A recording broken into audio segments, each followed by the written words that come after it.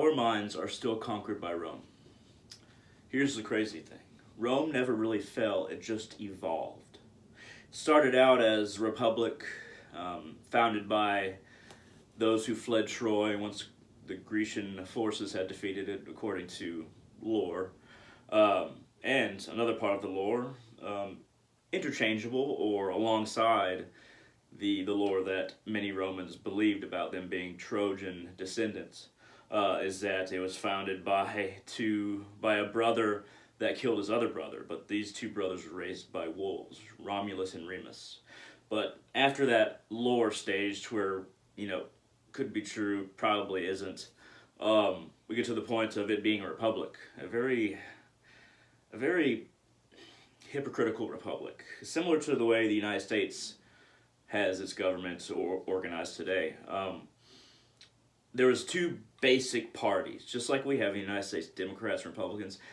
The Romans had the plebeians and patricians. The patricians were wealthy.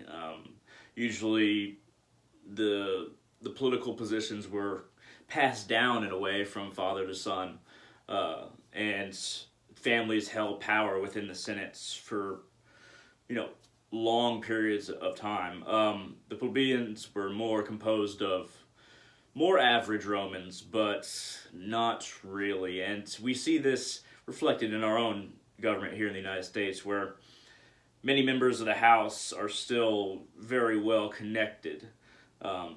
Most members had political influence or politically influential relatives that allowed them to get into the business, as it were. But Rome then became an empire, and there are some parallels between the so-called democracy we have in the United States to the empires of Rome. The idea of one emperor coming after the other, protected by the Praetorians, sometimes propped up by the Praetorians, which guarded the emperor and his entourage. But I think that in the United States we can understand what it is to have an emperor, because we put so much focus on the president. Before, in the Roman Republic, before it became an empire, there wasn't really anything like an emperor. Somebody might be declared dictator for a certain amount of time to solve a serious threat, but usually two consuls would be elected, and this was a very back and forth pull between two people. But when Rome became an empire and started having emperor after emperor after emperor, which of course wasn't elected, but these emperors, most of them didn't have any right to be emperors. They didn't have the skill.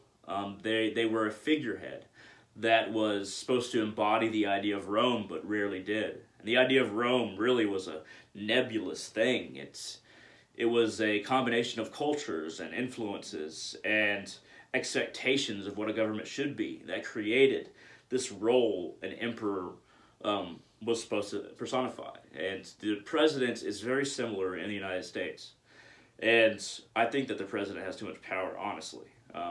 But if the president does have the amount of power that he has, I think that there needs to be tighter checks, because if a president really wants to press something that may be illegal or may be against the idea of a democracy or republic, there are a few people who are going to arrest a president. Now we have more checks and balances in the United States in many places, held in most places, but we still haven't gotten rid of the idea of an emperor-like figure.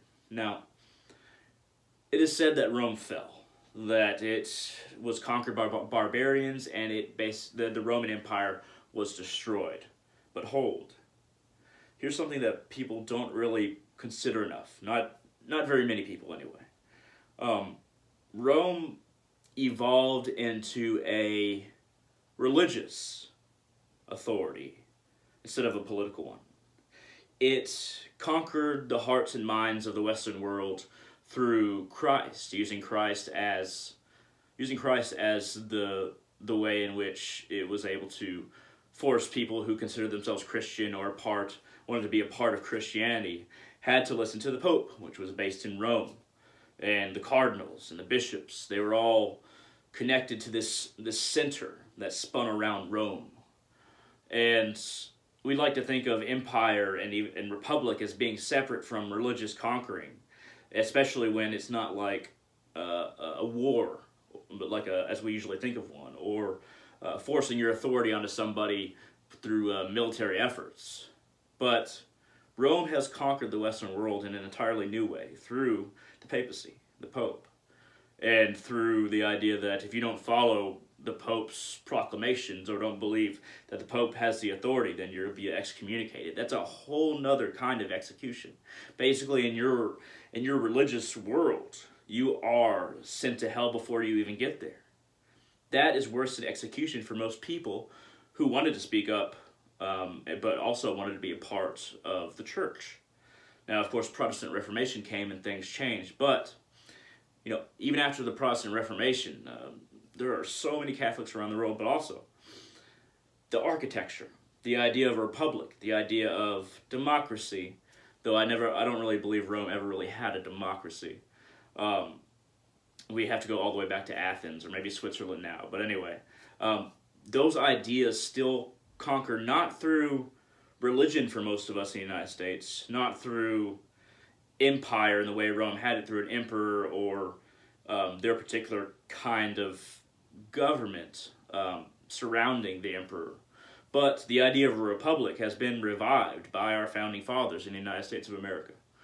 Now, that is how, even after all these thousands of years, our minds are still conquered by Rome, Roman culture. When we look through our capital city, there are Roman columns, an obelisk, which is very Egyptian in fairness, but Romans and Egyptians kind of collaborated and exchanged many things. We have, of course, the Senate and the House are in a building that is very Roman-like. And the idea of a republic itself, the republic in the way that the Romans had, is very similar to the republic that we have now, as far as how it's organized. But here's the main way that it is similar. It is still keeping power out of the hands of upstarts. You usually have to gain credit through becoming a lawyer. I would say that over 80%, I think, of our representatives in the government are out of law school.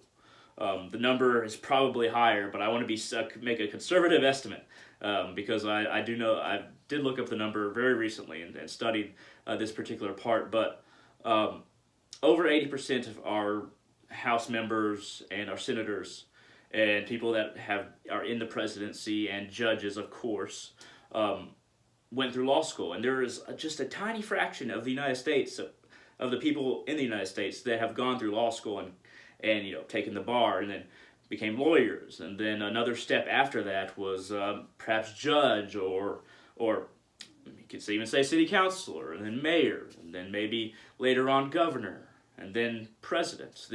This ladder of ascension is very much the same as it was since our country's founding. But to make a long story short, with that ladder of ascension and people willing to back you and credibility, power in the government is left out of the common man's hands the vast majority of the time. Very few people who are purely grassroots that didn't even go to law school become an elected official or most certainly a president. There will come a day when compassion is the only way to gain and hold favor from the people. Besides our current president, which, this isn't a video about my disagreements with Trump. But we have to understand that our culture, even though it seems unique, it seems the best, is heavily influenced by Rome, and we are making some of the same mistakes. We should study history so that we do not repeat the mistakes. Everybody's heard that. But oftentimes, we don't look at history through the perspective of a lack of nationalism.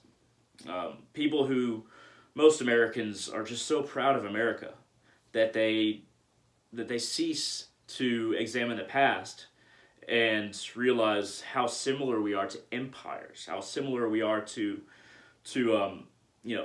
even religious states. there's so many laws that are still religious, even though our founding fathers didn't want that. And this is something that Rome didn't do, but Roman ideas led to. Though it did have a hand in it. The United States, which seems more like an extension of Rome the more you look at it, is conquering through materialism. I could say capitalism, but we don't even really have a free market. It's very...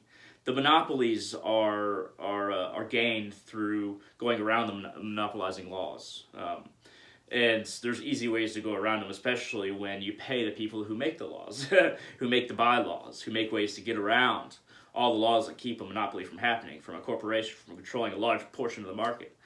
Now, our brands, our companies are so famous across the world that American culture has filtered into the entire world, and people are demanding our brands and our consumer goods. We've extended Rome's conquest without even realizing it. In a way, Rome became us, and we're continuing the conquering, but through materialism now. Though most people are starting to see where our flaws lie, and that the more we move forward and start to realize the essence of who we are, the more likely it is that we will change for the better. Our very spirit is being called into question by individuals. And this is a good thing. We're starting to question why. And before revelation, there's always the question of why, how, when, if. More and more people are starting to ask, what if we changed the deck? What if we shuffled it around? What if companies could not hire lobbyists in order to hire politicians, in essence, and filter money to politicians? What if people could only give a small amount of money per individual? So a few people couldn't give, millions or billions to politicians to buy their vote for certain things or to write the laws. What if campaign contributions were limited and policed, regulated, so that nobody could break the rules? What if our democracy was more assured than it is now? Because the only thing assuring our governmental powers right now is the vast wealth of the few, and to the detriment of the many. Body, mind, and soul. Many schools even indoctrinate children on what economics should be and what freedom in economics is. Capitalism is the main point, but I'm not a socialist. I'm a combination of a socialist and a capitalist. I'm a democratic socialist who believes in economies that have heavy regulation but operate like capitalism, like countries in Northern Europe, namely places like Norway, Iceland, Sweden, Denmark, places like that, Germany. Capitalism, but heavily regulated, and elections being more assured for every single person's vote mattering in the end result. We will see how things unfold, but right now it looks like we're just a further evolution of Rome. We need to look at this, examine ourselves, and decide what we're going to do in the future. Because you could say that the generation now and the generations that are even younger than me, I'm 27, are starting to wake up. And it'll take some time. It'll take decades, maybe. But we're starting to reimagine what it is to be human and how we don't really have as much of a say as we're taught. Thank you very much for watching. I hope to see all of you in the future on my channel. If you want to support me on Patreon, there's my Patreon account right there at www.patreon.com/darkrealist, capital D, capital R. I only ask for $1 a month and you get a little bit extra content, you get a little bit more writing on the videos that I share. You'll be updated when I share videos. And I do write articles from time to time on there, so for just $1 a month you can help me out. This has been a little bit of a contemplative video, not necessarily a focused one, in fairness to anybody who's confused out there. But I'd like to know your thoughts. What do you think about the idea that the United States is an extension of Rome, and that Rome still controlled and controls, conquers, holds dominion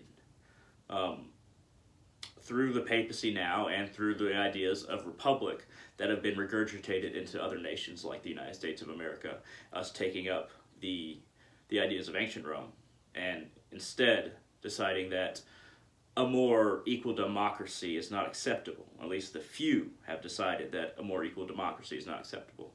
We are far from Athens, but not so far from Rome. Thank you very much for watching, and I hope all of you have a great day.